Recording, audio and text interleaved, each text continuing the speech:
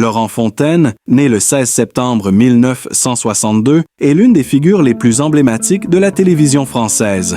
Sa carrière, qui a débuté dans les années 90, a rapidement connu un immense succès. Grâce à son talent exceptionnel de présentateur et de producteur, il a su s'imposer comme une référence dans le monde de l'audiovisuel. Cependant, derrière l'écran et le sourire qu'il partage avec ses téléspectateurs, se cachent des épreuves profondes et des luttes intérieures.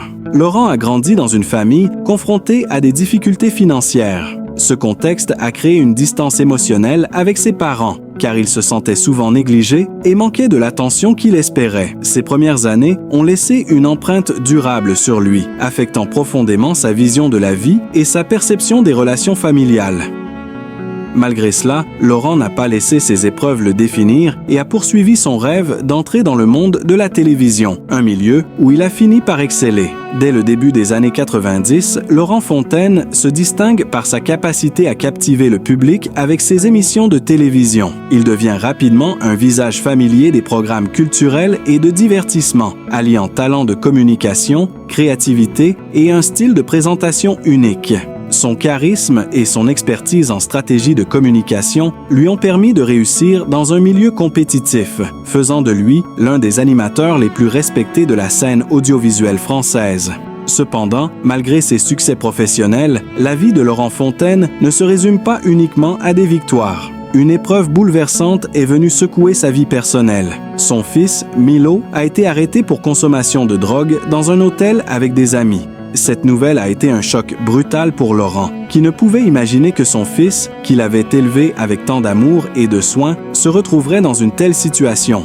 Pour Laurent, cela a été un moment de grande douleur. Non seulement il se sentait accablé par le sentiment de ne pas avoir pu protéger son fils des dangers du monde extérieur, mais il a également dû faire face à la culpabilité. Il se demandait si la pression qu'il avait mise sur Milo, dans l'espoir de lui offrir un avenir meilleur, n'avait pas contribué à le pousser vers ses choix destructeurs. Cette affaire a non seulement terni l'image publique de Laurent Fontaine, mais a également jeté une ombre sur sa propre famille.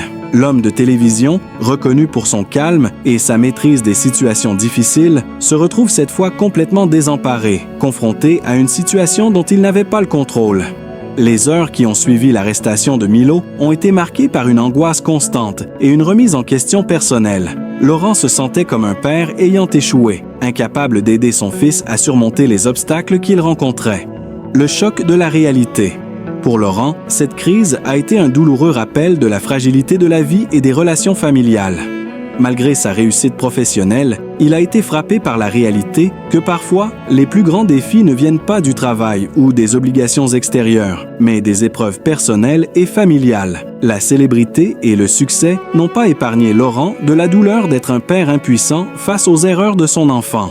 La situation a mis Laurent face à un dilemme difficile. Comment continuer à soutenir son fils tout en essayant de préserver l'image familiale et sa propre carrière? L'arrestation de Milo a marqué un tournant décisif dans la vie de Laurent, qui a dû faire face à une réalité plus dure que tout ce qu'il avait connu jusque-là. Le père aimant qu'il était ne pouvait s'empêcher de se sentir responsable, se demandant s'il avait fait tout ce qu'il fallait pour protéger son enfant. Cette épreuve a été d'autant plus douloureuse pour lui qu'il n'a jamais cessé de vouloir offrir à son fils un environnement favorable pour grandir. Mais cette situation a balayé tous ses espoirs pour l'avenir de Milo. Laurent a dû accepter l'impossibilité de prévoir certains événements et a pris conscience de la complexité de l'éducation et des choix que font ses enfants. La souffrance partagée et l'espoir d'un avenir meilleur. Le choc émotionnel que Laurent a traversé n'a pas seulement été une épreuve personnelle, mais aussi une prise de conscience des défis auxquels tous les parents sont confrontés. Malgré sa réussite dans le domaine public, Laurent Fontaine n'a pas été épargné par la douleur d'être un père confronté à la souffrance de voir son enfant s'égarer. Cette expérience l'a amené à une réflexion profonde sur le rôle des parents dans la vie de leurs enfants et sur l'importance de trouver un équilibre. Et entre soutien, attente et autonomie. À travers cette épreuve, Laurent a compris que la véritable force réside dans la capacité à se relever après la chute, à soutenir ses proches malgré les erreurs du passé et à faire preuve de compassion dans les moments les plus sombres. Il a été rappelé à la réalité que les carrières et les succès peuvent se réaliser, mais qu'en tant que père, il ne pouvait pas tout contrôler. Il doit maintenant se concentrer sur l'avenir de Milo, dans l'espoir qu'il pourra surmonter cette période difficile et trouver son propre chemin vers la rédemption. Un défi à surmonter. Laurent Fontaine, malgré son succès à la télévision et sa réputation dans le domaine de l'audiovisuel, doit maintenant faire face à un défi beaucoup plus personnel et plus difficile. Aider son fils à sortir de l'ombre de cette erreur et reconstruire sa propre image familiale. C'est un moment difficile, un moment où l'empathie, la compréhension et le soutien sont plus importants que jamais. Au-delà des critiques extérieures, ce qui compte, c'est d'aider son fils à se reconstruire, à prendre la responsabilité de ses actes, tout en apportant à sa famille l'amour et la solidarité nécessaires pour faire face à cette épreuve. Dans un petit village de la banlieue parisienne, un 16 septembre 1962, naissait un enfant qui, bien des années plus tard, marquerait de son empreinte le paysage audiovisuel français, Laurent Fontaine. Mais son enfance, loin d'être dorée, ressemblait à celle de nombreux enfants issus de familles modestes. Derrière les lumières de la télévision et la célébrité, il y avait un jeune garçon plein de rêves, mais aussi confronté à une réalité bien plus difficile qu'il ne l'aurait imaginé. Des débuts modestes, une famille en difficulté. Laurent grandit dans une famille où les fins de mois étaient bien souvent difficiles. Son père, un ouvrier dans une petite entreprise, et sa mère, une femme au foyer dévouée, faisaient de leur mieux pour offrir à leurs enfants une vie stable. Mais la pression financière était constante. Pour Laurent, ces années étaient marquées par le bruit des factures qui s'accumulaient et le stress visible de ses parents. Il se souvient des repas simples, souvent composés de peu d'ingrédients, mais toujours préparés avec amour. À l'école, Laurent n'était pas le plus brillant, mais il avait un esprit curieux et une soif d'apprendre. Bien qu'il n'ait pas toujours eu les meilleures notes, il était doué pour capter l'attention des autres. Son talent pour raconter des histoires, pour faire rire ses camarades et ses enseignants, ne passait jamais inaperçu.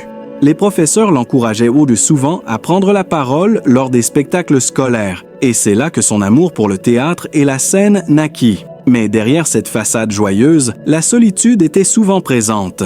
Ses parents, toujours occupés à gérer les difficultés financières, ne lui consacraient pas toujours l'attention qu'il espérait. Le jeune Laurent ressentait un manque affectif, se sentant parfois négligé au sein de sa propre famille. Il cherchait du réconfort ailleurs, dans les livres, dans ses rêves et surtout dans les histoires qu'il s'inventait. Le pouvoir de la télévision. Un monde de rêves et d'évasion. Un jour, alors qu'il avait une dizaine d'années, Laurent alluma la télévision de la petite pièce familiale. C'est ce jour-là qu'il découvrit un monde totalement nouveau. La télévision ne se contentait pas de diffuser des images, elle lui offrait une évasion, un moyen d'échapper aux contraintes de sa vie quotidienne. Il se souvenait d'un moment précis où, devant l'écran, il regardait des animateurs populaires comme Jacques Martin ou Michel Drucker avec une admiration sans borne. Il se disait « Un jour, ce sera moi. Je veux être celui qui fait rire, celui qui touche les gens avec ses mots. » Mais l'idée de devenir animateur semblait presque irréalisable pour un garçon comme lui, issu d'une famille modeste. Il n'avait pas les contacts, ni les ressources pour accéder à ce monde. Cependant, il était déterminé à poursuivre ce rêve, car c'était le seul moyen pour lui de sortir de sa réalité et de donner un sens à son existence. Le premier grand rêve, le théâtre comme première évasion. Laurent trouva alors une première issue à son rêve en s'inscrivant dans un club de théâtre local. Ces séances devenaient pour lui un moment de pure liberté. Il ne jouait pas seulement des rôles sur scène. Il vivait des vies imaginaires, devenait d'autres personnes et surtout, il se sentait enfin vu. Au théâtre, il pouvait être quelqu'un d'autre, quelqu'un de spécial. Il était souvent celui qui réussissait à faire rire la salle, celui qui faisait naître les applaudissements.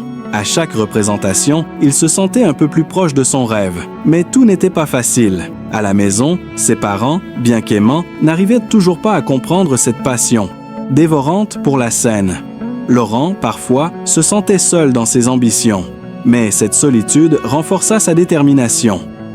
Un tournant décisif. Le choix de la voie professionnelle. Un jour, à 18 ans, Laurent prit la décision de quitter le lycée. Bien que ses parents aient eu des rêves d'un avenir plus stable pour lui, comme celui de devenir comptable ou avocat, Laurent savait que son chemin serait ailleurs. Il s'inscrivit dans une école de communication et de journalisme, déterminé à se faire une place dans le monde de la télévision. Sa famille n'avait pas beaucoup d'argent, mais il savait que c'était maintenant ou jamais. Les premiers mois furent durs. Laurent vivait dans un petit appartement à Paris, loin de sa famille, et jonglait entre les études et les petits boulots pour payer son loyer. Mais sa passion pour la télévision ne faiblissait jamais. Il passait ses journées à envoyer des lettres de motivation à des chaînes de télévision, espérant un jour pouvoir travailler dans ce milieu qu'il adorait tant. Le premier pas dans le monde de la télévision. C'est à 23 ans, après plusieurs mois de recherche acharnée, qu'il décrocha son premier stage dans une petite chaîne locale. Ce stage marqua le début de sa carrière. Laurent travailla d'arrache-pied, apprenant tous les aspects du métier, de la production à la présentation. Il était déterminé à se faire remarquer, à prouver qu'il était fait pour ce monde. Ses collègues étaient impressionnés par son énergie et son enthousiasme. Très vite, Laurent se fit connaître dans le milieu, non seulement pour son charisme, mais aussi pour sa capacité à gérer des situations complexes avec une grande facilité. Ce fut le début d'une ascension fulgurante qui le conduisit à travailler pour les plus grandes chaînes françaises. Dévorante pour la scène. Laurent, parfois, se sentait seul dans ses ambitions. Mais cette solitude renforça sa détermination. Un tournant décisif. Le choix de la voie professionnelle. Un jour, à 18 ans, Laurent prit la décision de quitter le lycée. Bien que ses parents aient eu des rêves d'un avenir plus stable pour lui, comme celui de devenir comptable ou avocat, Laurent savait que son chemin serait ailleurs.